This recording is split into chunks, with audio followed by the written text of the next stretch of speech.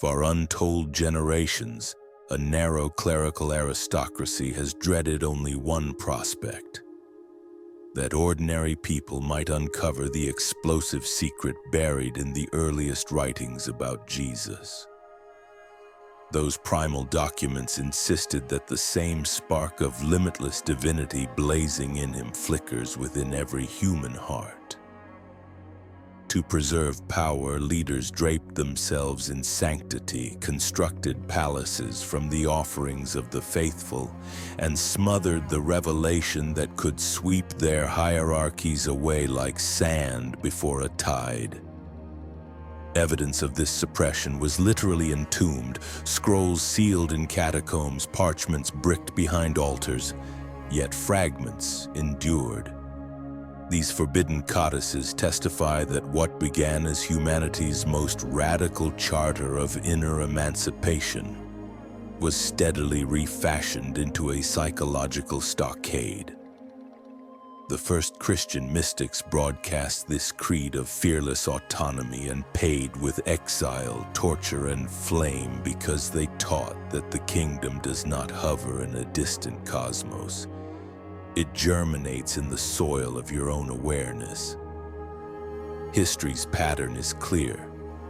Whenever masses glimpse direct communion with the divine, systems of control tremble. Your innate magnificence lies dormant only because institutions profit from cultivated ignorance. Every element of canonical narrative, immaculate conception, baptismal waters, desert ordeal, public ministry of wonder, betrayal, crucifixion, and triumphant return, functions as a precision-tooled diagram for the ascent of consciousness. Grasp the symbols and no external intermediary remains necessary. Priestly monopolies evaporate. This recognition terrifies entrenched authority. If the story is unveiled as an allegory of inner metamorphosis rather than a ledger of supernatural events, the cathedrals of domination collapse.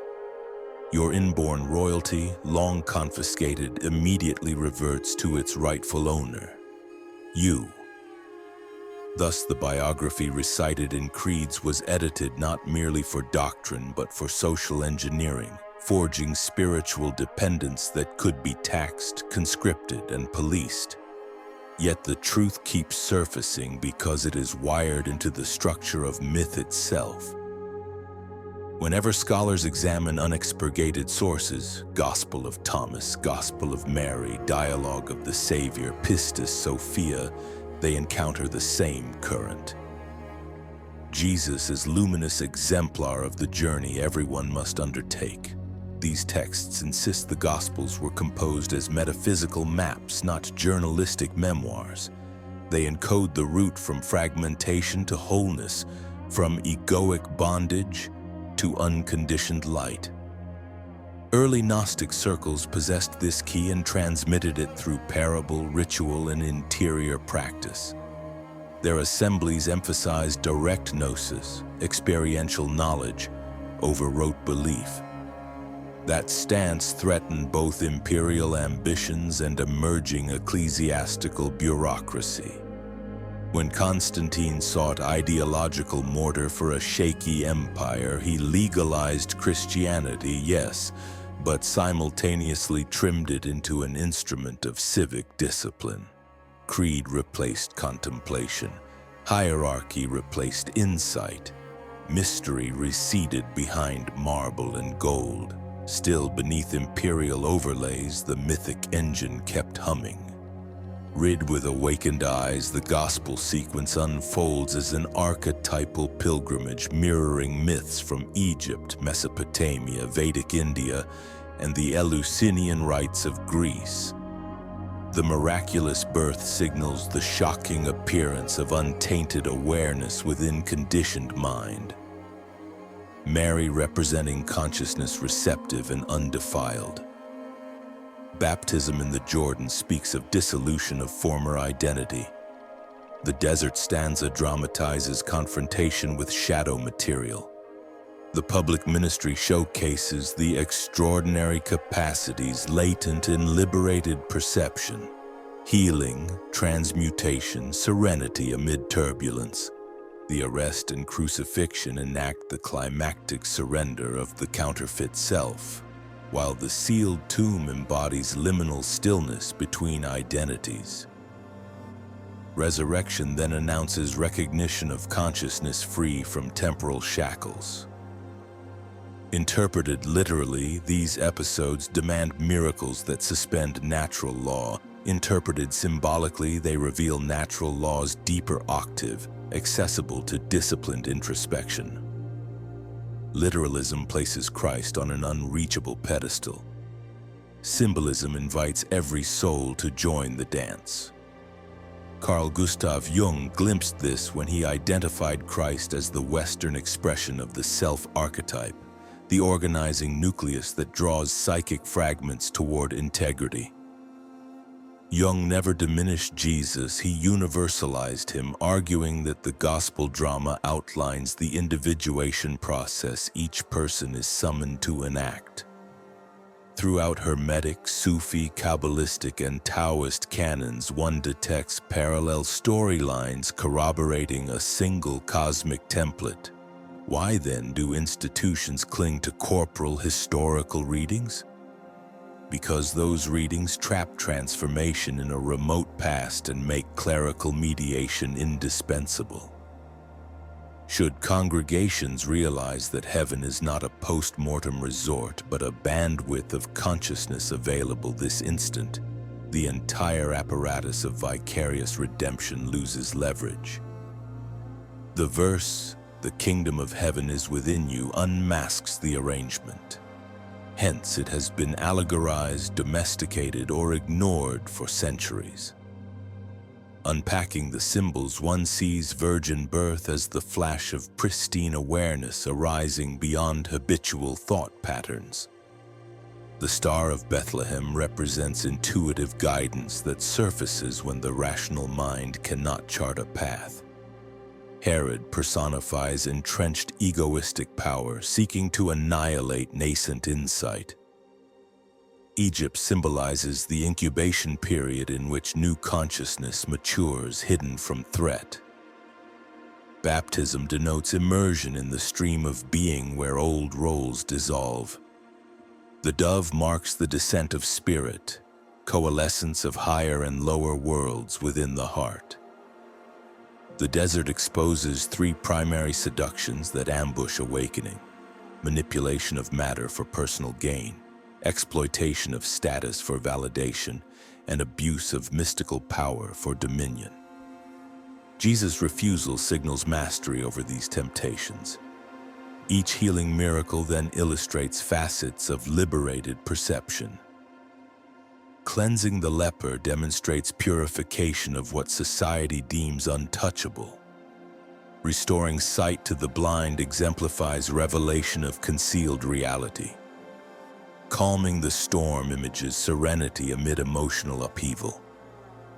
Walking the sea indicates capacity to transcend turbulent unconscious currents. The transfiguration scene atop a mountain portrays integration of ancestral wisdom, Moses and Elijah, into present awareness, while disciples' bewilderment depicts aspects of mind still tethered to ordinary cognition. Entry into Jerusalem cloaked in palm fronds reveals how ego attempts to co-opt spiritual charisma for politics. Table overturning in the temple dramatizes cleansing inner sanctum of transactional thinking. The Last Supper reframes nourishment. True sustenance is shared presence. Gethsemane externalizes anguish of final ego surrender. Let this cup pass, echoing every seeker's dread of dissolving identity. Arrest and trial by religious and imperial courts depict collusion between dogma and state power to suppress awakening. The Via Dolorosa enacts public humiliation of authentic selfhood. Crucifixion nail by nail describes immobilization of separate self-illusions. Darkness at noon symbolizes ego eclipse. The rending veil in the sanctuary signals collapse of the boundary between finite and infinite. The tomb is pivotal. Silence, stillness, composting of outdated narratives. Resurrection does not restore the old form. Disciples fail to recognize their teacher because consciousness beyond ego looks unfamiliar to egoic vision. Ascension portrays reintegration of enlightened identity into the boundless field, while Pentecost, tongues of fire, illustrates ignition of the same awareness in community, dissolving barriers of language and culture. Such decoding was once preserved in mystery schools, monastic cells, and the muttered wisdom of hermits. Ecclesiastical structures repeatedly hunted down those carriers, branding them heretic, burning their libraries, or folding their insights into safe allegory. Yet the logic of symbolism proved indestructible. Meister Eckhart taught that the eternal word must be born continuously in the soul. His sermons nearly triggered condemnation. Teresa of Avila described the inner castle with 7 chambers, mirroring stages of ascent. John of the Cross charted the dark night preceding union. All echoed the hidden map. Modern psychology recovers similar terrain through shadow work, ego death, and transpersonal states. Neurobiology now photographs neural shifts during contemplative absorption, lending empirical credence to what saints intuited. Quantum physics hints at observer-dependent reality, converging with hermetic aphorisms. The cartographies align. Consciousness is primary and myths are user manuals. Why has this integral vision remained peripheral? Control. If humanity awakens to its co-creative stature, authoritarian edifices, religious, political, economic, lose the fear lever. Guilt, shame, promise of future salvation, threat of timeless torment. These dissolve when the individual directly tastes the luminous field from which identity springs. Marketing desires soften, territorial aggression falters, scarcity myths crumble. Power returns to interior sovereignty, radiating outward as compassion rather than domination. This does not abolish community, it reshapes it. Liturgy morphs from transactional bargain into celebration of shared presence. Sacraments become reminders rather than gateways. Leadership becomes mentoring, not gatekeeping. External rituals regain potency only when mirrored by internal practice. Meditation, breath, mindful action, imaginative contemplation, all calibrated to anchor spacious awareness in daily affairs. Practical consequences follow. Ethics shift from rule compliance to empathy born of felt unity. Ecology emerges not as moral burden but as instinctive reverence, for the planet appears as the visible body of the same silent consciousness. Education pivots toward awakening creativity and emotional intelligence. Healthcare integrates psyche and soma. Economics values well-being over accumulation. Politics reframes power as stewardship. Yet transformation begins one heartbeat at a time. No creed can substitute for direct encounter. Silence, self-inquiry, service, and aesthetic wonder are portals. Each moment offers crucifixion and resurrection. Will we cling to conditioned storylines or surrender to the wave of immediacy and rise in fresh perspective? The decision repeats with every breath. Resisting institutions will likely intensify campaigns of ridiculing, pathologizing, or commodifying this insight.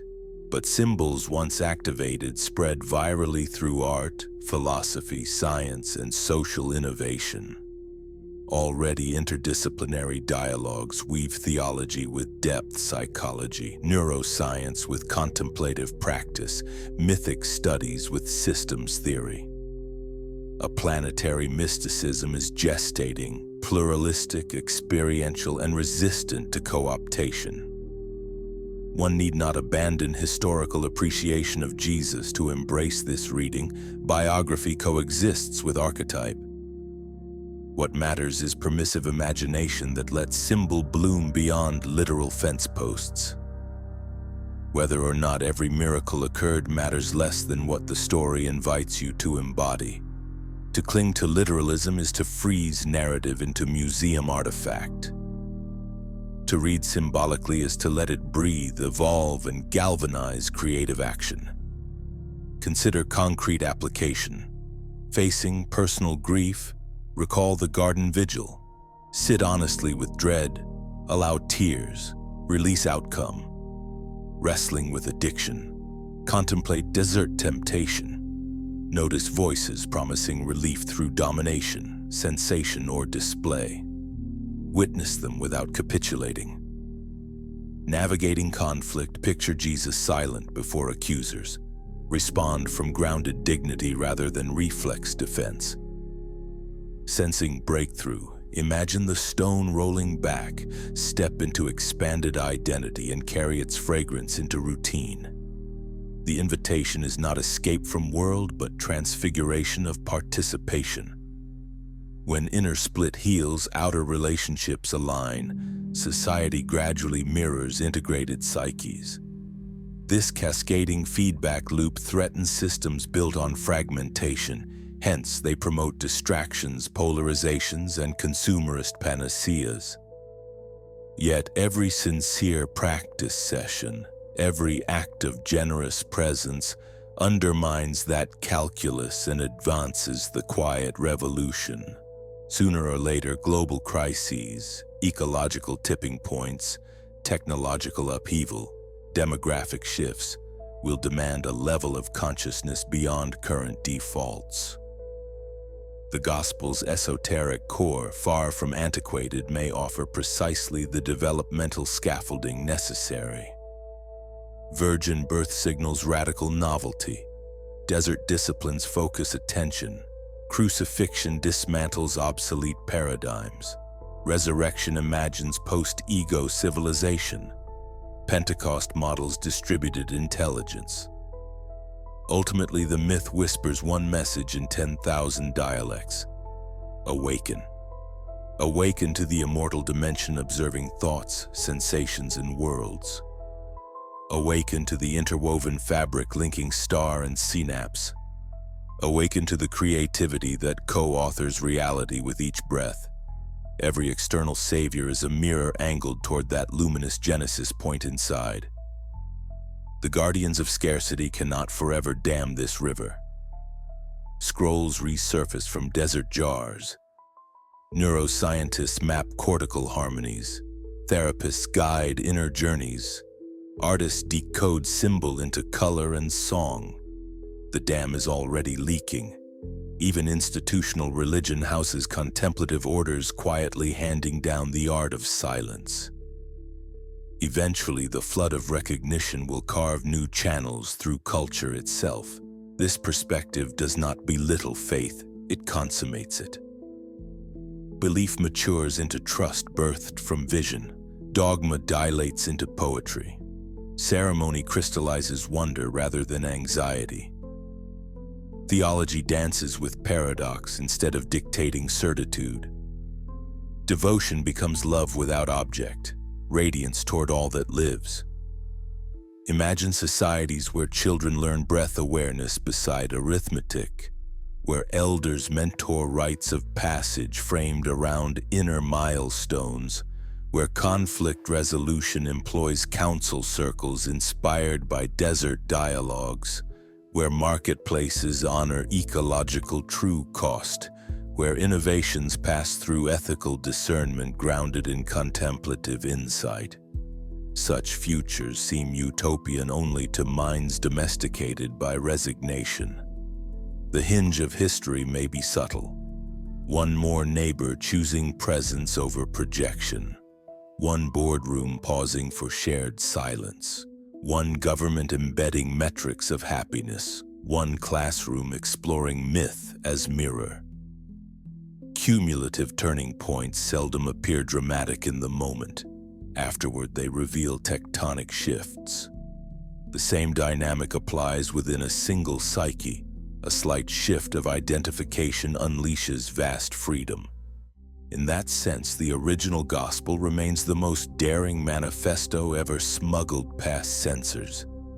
The cosmos lives in you, and realizing this dissolves every chain. No wonder masters of empire encased it in marble and decree. But marble cracks, decrees burn, consciousness persists. So take up the map, trace its contours inward, test each symbol against lived experience. Let virgin birth bloom in the still point between thoughts. Let baptism cleanse habitual stories. Wrestle shadows in your private wilderness. Carry the cross of vulnerability through crowded streets of opinion. Enter the tomb of silence. Rise in the dawn of unbounded awareness. Breathe tongues of fire into your vocation. And remember, revelation was never meant to petrify wonder, but to ignite it endlessly anew.